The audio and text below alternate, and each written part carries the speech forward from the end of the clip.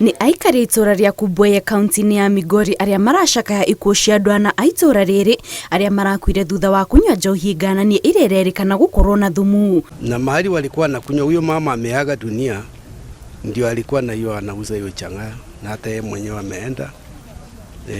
Hata mimi nina huzuni mbaya sana, na nakemea hii pombe, watu waache pombe, na wakiambiwa hawasikii. Lakini sasa mambo ikitokea kama hii saa hii, ndio kila mtu anaanza kujuta.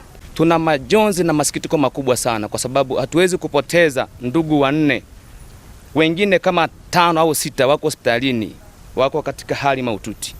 Tunashangaa sana, ni kitu gani hiki? Sasa serikali, jamani, Kenya tunapotea au tunaongezeka? Kũringana na ikaria ya muthenya wa kerĩ thaa 7 cia muthenya, niguo gikundi kia andu makiria ma 10 aria maranyuaga njohi ngananie marambĩrĩirie kũgũmĩrwo nĩ mathĩna matiganĩte ta kũremwo kũhuhia, gũtahĩka, kũharwo oro hamwe na kũrĩo nĩ nda, na maracokire kũguthũkio thibitarĩ-inĩ ĩndĩ ana marakua makĩrigitwo. We got other multiple cases coming in. So now we noticed is an outbreak. One was having severe difficulty breathing, also diarrhea and vomiting. So on our examination, we found the patient had features of aspiration, pneumonitis. So we managed the patient. Unfortunately, we lost him.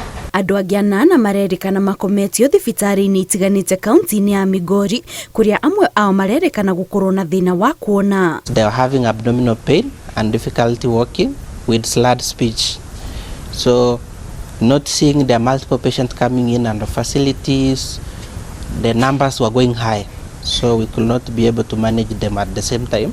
So we referred the 4 patients to our referral hospital, which is Migori Teaching and Referral Hospital. Kũringana na ikaria mwena ũcio, mũtugo wa andũ kunyua njohi ngananie ũrathiĩ na mbere kuongerereka, na nĩkĩo rĩu marahoya thirikari mateithĩrĩrie kũhũrana ũnyui wa njohi ici ngananie. Tuna hasira sana, tuna majonzi sana.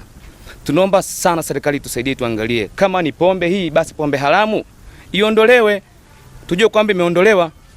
Sio kwamba wanaenda unachukua hela ili waje watengeneza pombe waongeza nyingine. Badala ya kupunguza pombe wanaongeza pombe. Jamani, kweli tutaishi kwa namna hii? Inauma sana, inasikitisha sana. Sio jambo la muhimu, sio jambo la busara kwa watu kama hao kupoteza maisha yao kwa njia ambayo ya kutatanisha hivi.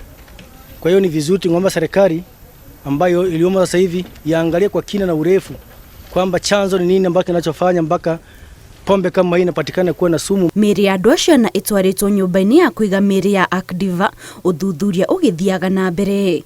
Ngĩribotera Inooro TV, njĩtagwo Kate Muthoni.